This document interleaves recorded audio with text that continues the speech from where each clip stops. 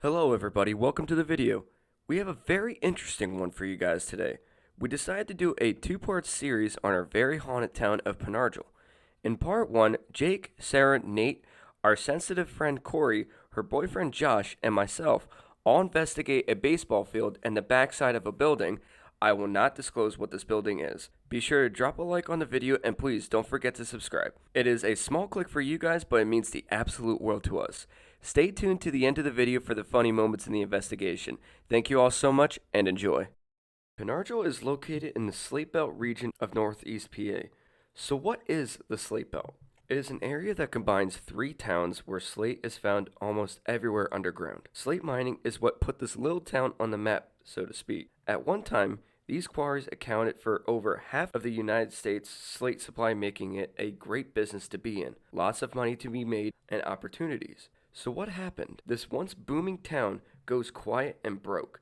Factors that contribute to the demise of the slate belt industry were men going off to fight the war, the Depression, because little to no houses were being built, and discovery of other materials that were cheaper than slate, such as modern-day roofing shingles. So what makes this town flood with paranormal activity? Multiple deaths while working in the quarries. The Slate Belt region had one of the largest KKK hubs in the entire U.S. There was so much hate here that immigrants from Italy had to create their own neighboring town, Roseto, because they weren't welcome here. The Lenape Indian tribes resided here originally before being pushed out by the Masons coming here from England. There were countless suicides, lots of drugs in this town, and there were quite a few fires as well.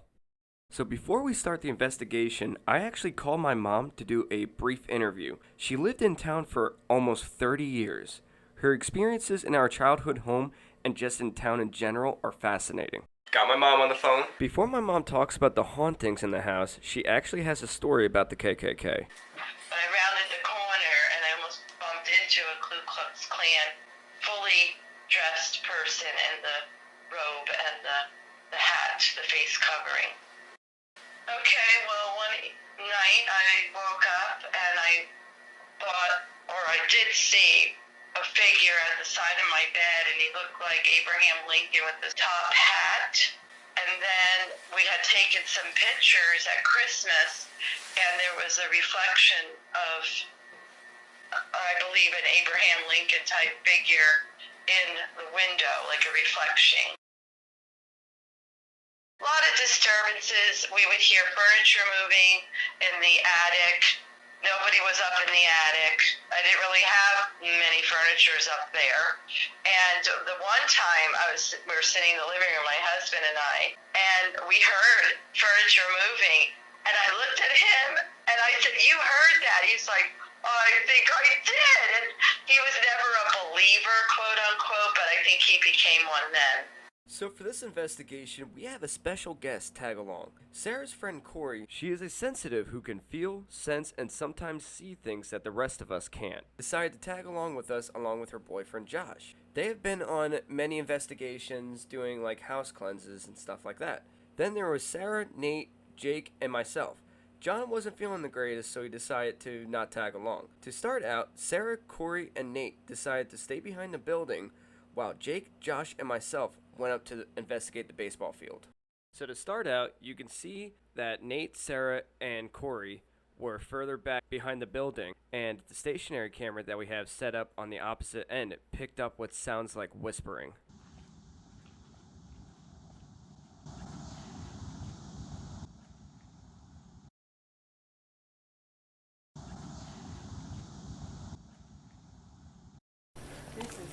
This is some heavy going on here.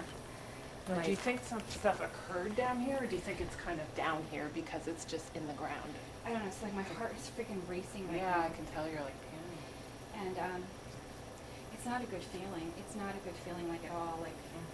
Like I literally want to run away. Like I literally want to run away from this right now. But I know I'm not in any, like it's not Oh, I happening to just me. heard something down there.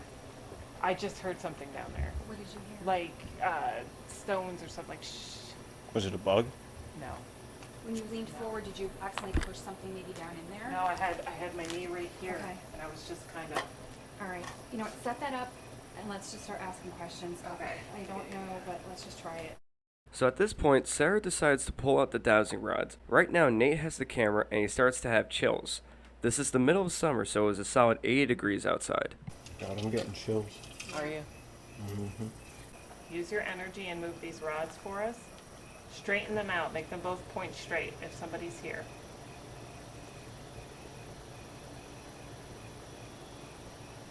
You straighten the rod. Can you make the other one go straight?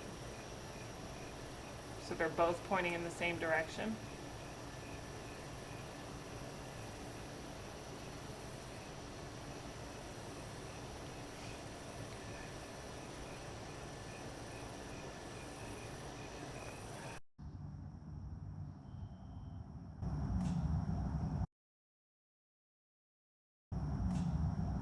Are you a child? If you're a child, can you cross the rods?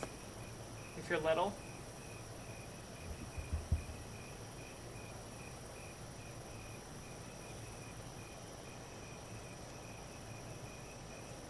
What? My eyes are shut. I don't even know what they're doing Don't right now. Oh my god.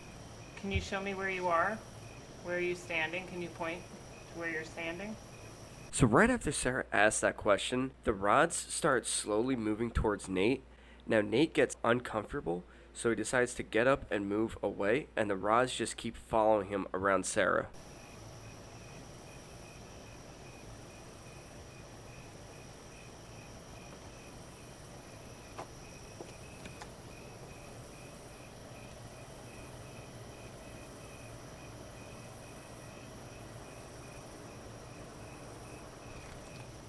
You're standing over there. Oh, it's still moving. It's still moving. It's following me. Do you like Nate? God damn. Nate, stay still. Stay still. You're fine. Yeah. You're fine. Do you feel safe around Nate?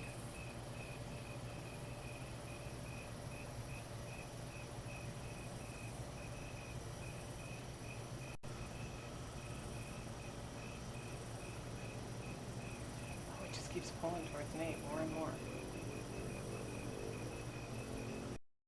So at this point, the stationary camera picked up a voice on the camera, and it sounds like it's saying Joe.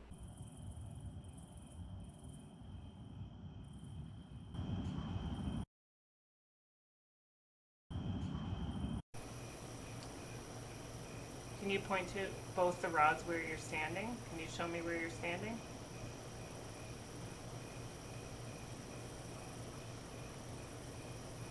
On me.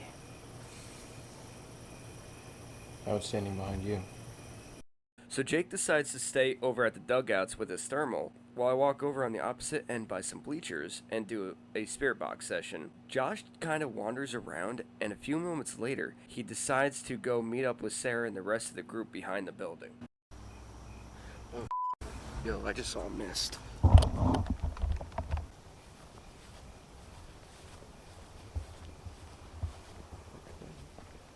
Definitely saw a mist, like, right here. Like it was walking down here. Oh, that's crazy. So up next, the GoPro behind the building caught this weird, like, voice or something that was picked up, and it sounded like it was right into the camera.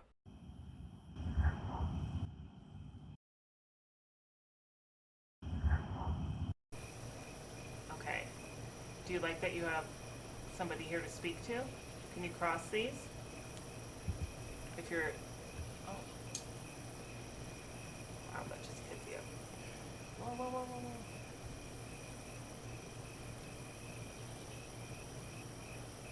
So coming up, the GoPro that is behind the building picked up what sounds like a whistle that had to have been like a foot away from the camera.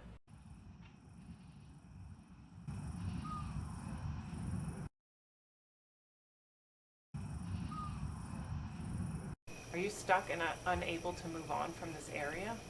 If you're stuck, please cross the rods and make an X.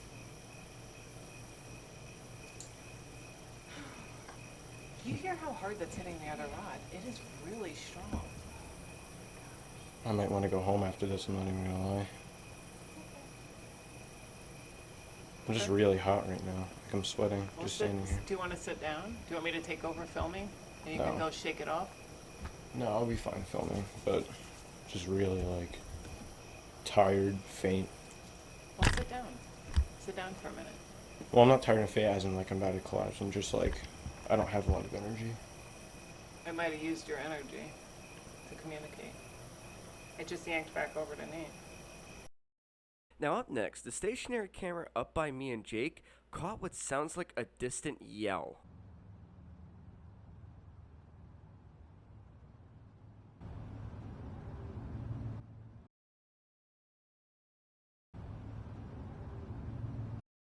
So at this point, Corey, Nate, and Sarah decide to get up and move further behind the building. And while they're walking, Nate has an EMF meter in his hand. You could see it's swaying back and forth at his hip, and it's not going off. Then all of a sudden, it just goes off.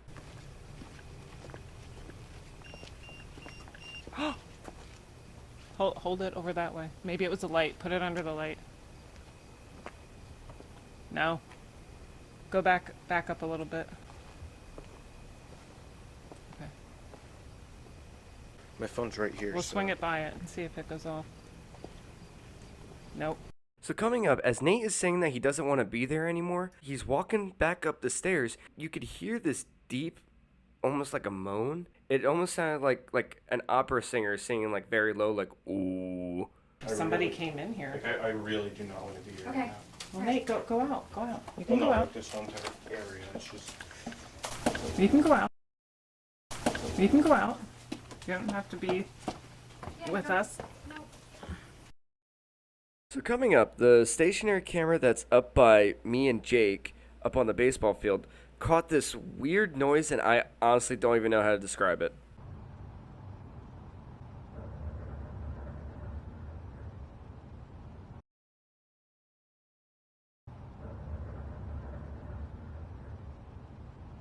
So at this point, we've been up there for about an hour. Jake decides to meet up with me, and we start to pack up to go meet up with the rest of the group. As we are walking towards the stationary camera, you can hear what sounds like a disembodied whisper. With what? No, but what do you mean by big picture?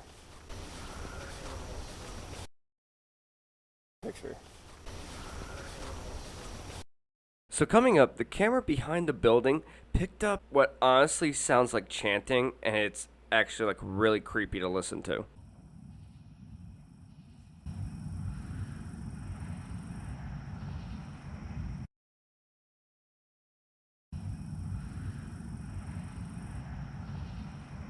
So at this point, me and Jake walk down the hill and meet up with the rest of the group. Nate is not feeling the greatest, so Sarah decides to take him back home, while me, Corey, Jake, and Josh decide to walk behind the high school a little bit while Jake has the thermal out. So as we're walking behind the building, Jake decides to use a little bit of Provoking, which I'm not the biggest fan of, but he decides to do it anyway sometimes. So as he provokes, he asks whatever is behind the building to make a noise or something to let us know they're there, and he gets a response. Throw a rock at me or something, I don't care. Just let me know that you're here. There you go. There you go. How's that for a sign? So coming up, me and Jake are standing on the road behind the building. Now I'm looking down towards the other side. I thought I saw somebody, and then as soon as I thought I saw somebody, you could hear what sounds like whispers or like a hiss caught on the camera, which me and Jake actually hear with our own ears. Did you hear that? Did you hear that? Whoa, whoa, whoa, whoa, whoa. What? Did you guys not hear that? No. Oh, I hope to God I caught that. Did you hear that, Fred? I heard like a screech. Yeah. Down here. Down this way, yeah, I heard like... I thought I saw someone walk over here. So being that we came across so much paranormal activity, we deemed it necessary to have a part 2 for our Pen Argyl investigation. There is a very interesting connection we have made from past to present time that we will talk about in our next video. Again, don't forget to subscribe and like the video. And now for our funny moments.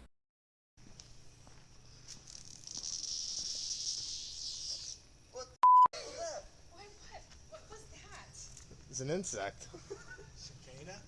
Did Yep. you like step on it or something? I have no idea. What? So, is it on? Watch out.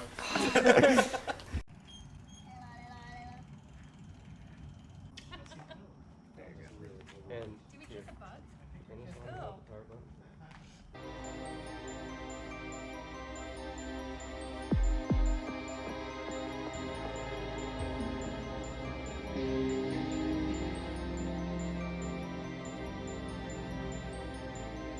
Mm.